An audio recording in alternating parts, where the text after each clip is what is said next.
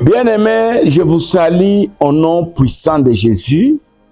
Que le sang de Jésus vous cache et que le Saint-Esprit soit votre partenaire et que Dieu vous dote de l'intelligence et de la sagesse. À partir de maintenant, faites des choses par l'intelligence de Dieu, accomplissez des choses par la sagesse de l'Éternel. Soyez bénis. Nous parlons des degrés d'infidélité qui font enlever dans notre relation avec Dieu. Pourquoi? Parce que c'est la relation de Dieu qui me sauvera un jour. Je vous ai donné beaucoup d'exemples. Si la relation des hommes peut me donner une maison, peut me donner une voiture, peut m'amener à l'étranger, peut me donner du travail, à plus forte raison si j'ai une relation avec Dieu. La grande difficulté, parce que Dieu est invisible, on ne le voit pas. C'est pourquoi parfois on doute, on croit qu'on n'est pas avec lui. Mais je voudrais te rassurer que tu es toujours avec lui. Alors dans cette relation-là, bien-aimés dans le Seigneur, il faut enlever certaines infidélités. Il faut les enlever, qu'on ne les rencontre pas. Et j'ai classifié 12 infidélités. La fois passée, ceux qui m'ont suivi, dans la dernière vidéo, on a parlé de l'incrédulité. Incrédulité, c'est l'absence de croire. Ne voyez pas les gens venir à l'église. Beaucoup de gens viennent sans la foi. Ils viennent par formalité. Il y a des gens qui viennent parce qu'il a rendez-vous avec quelqu'un. On va se voir à l'église, il vient. Il y a des gens qui viennent parce qu'ils fouillent un problème à la maison. Je dois à quelqu'un, si je reste à la maison, il peut venir, comme ça je vais à l'église. Il y en a qui viennent tout simplement parce que s'il ne vient pas, le pasteur va l'appeler. Je ne t'ai pas vu à l'église, pourquoi? Il y en a qui viennent parce qu'on lui a promis quelque chose. On a dit, voilà, si tu trouves, je vais te donner. On ne sait pas comment. Bon, si tu viens à l'église, il commence à passer seulement à l'église. Le jour que j'aurai, je vais te donner. Il vient, il danse même, il crie. Mais il est incrédule. La foi pour lui n'existe pas. Le diable a déjà détruit sa foi par les soucis de la vie, les problèmes de la vie. On a parlé de ça la semaine passée. Mais aujourd'hui, il faut enlever aussi dans notre relation avec Dieu, il faut enlever la paresse. L'incrédulité, c'est la paresse. C'est la paresse. Proverbe chapitre 13, le verset 4. Je lis la parole. Proverbe chapitre 13, le verset 4. L'âme de paresseux a des désirs qu'il ne peut satisfaire. Un paresseux, il n'a pas la foi, mais il a des désirs. Quand vous le voyez en dessous de l'arbre là, il est en train d'imaginer comment il va aller en Europe, comment il va aller aux États-Unis, comment il va aller dans un pays en Afrique. Il est là en dessous de l'arbre. Il est en train de raisonner comment quelqu'un viendra lui rendre visite et lui laisser l'argent. C'est un paresseux. C'est un paresseux. Quand il est en dessous de l'arbre là, il se dit à lui-même, un jour, j'aurai quelque chose qui va changer mon histoire. Il est paresseux. La Bible dit, l'âme paresseux, du paresseux, a des désirs qu'il ne peut satisfaire. Mais l'âme des hommes diligents sera rassasiée.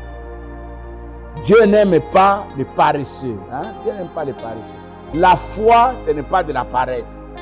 La foi, ce n'est pas... Vous savez, il y a des chrétiens qui attendent les bénédictions de Dieu assis. Ça va me trouver ici. Tu ne cherches pas le travail? Non, je prie. Je crois que Dieu va envoyer quelqu'un, il viendra me chercher. Même Nathanaël, on est allé le chercher. Bien aimé dans le Seigneur, j'aimerais dire à quelqu'un, l'infidélité, c'est la paresse. Le Dieu qui nous a créés, le Dieu que nous prêchons, c'est un Dieu travailleur. Lui-même, il a travaillé. En créant le monde, il a travaillé. Bien aimé dans le Seigneur, en créant l'homme, Dieu a travaillé. n'a pas les bras croisés. Même en sauvant l'humanité, Dieu a travaillé. Quand il a créé Adam et Ève, prenez Genèse, chapitre 2, verset 15. La Bible dit qu'il a mis l'homme dans le jardin pour cultiver. Donc c'est un travailleur, il n'est pas paresseux. Il n'est pas paresseux. Aujourd'hui, beaucoup des églises ne grandissent pas parce que vous avez des pasteurs paresseux. Il ne lit pas la Bible, il ne fait pas de recherches, il n'est pas à l'intercession, il est là seulement le dimanche, il vient prêcher et après il pose la question, on a donné combien?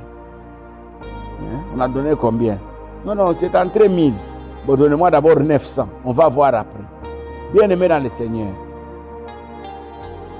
La Bible dit, celui qui ne travaille pas ne mange pas non plus. Ne mange pas non plus. J'ai lu la Bible du début à la fin, j'ai trouvé que Dieu n'est pas paresseux et Dieu n'a pas appelé les paresseux. Toutes les personnes que Dieu a appelées pour le servir, Dieu a commencé par briser la paresse.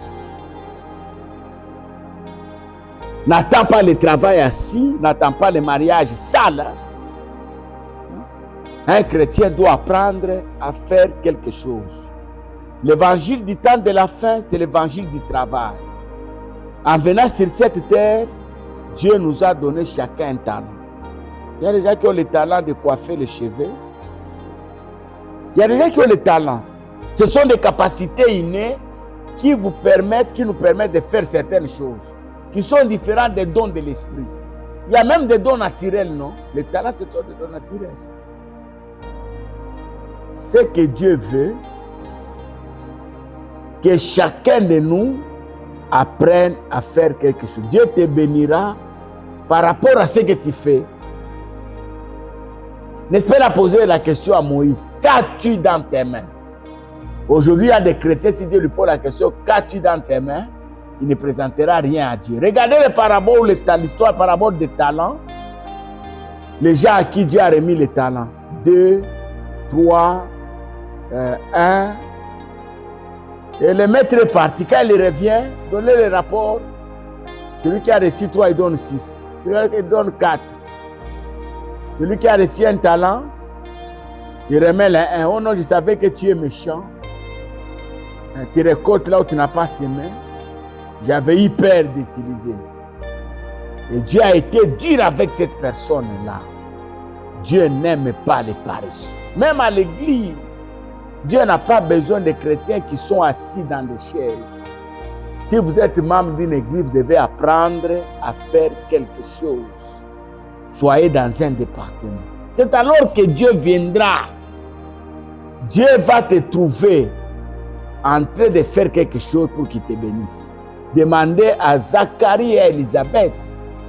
Dieu en donnant Jean-Baptiste, il les a trouvés en train de faire quelque chose. En train de faire quelque chose. Que le Dieu qui m'a appelé te comble de joie, te comble de bénédiction, qu'il te visite et qu'il t'accorde ce que ton cœur désire. Sois utile, bien-aimé dans le Seigneur. Je brise les démons de la paresse. Hein? J'avais posé la question à un jeune, tu n'es pas encore marié, il me dit, papa, je ne sais pas par où je vais commencer. Mais comment on pose des problèmes pour avoir une femme? Tu vas mourir célibataire, tu vas mourir dans la masturbation. Souvenez-vous quand on a parlé de déviation sexuelle, on a parlé de la masturbation. Il faut faire attention avec les grandes personnes qui n'ont pas de femmes, ils se masturbent dans les douches. Il faut les pousser à se marier. Que Dieu nous bénisse et que Dieu nous comble de joie. Aimez la vidéo et partagez.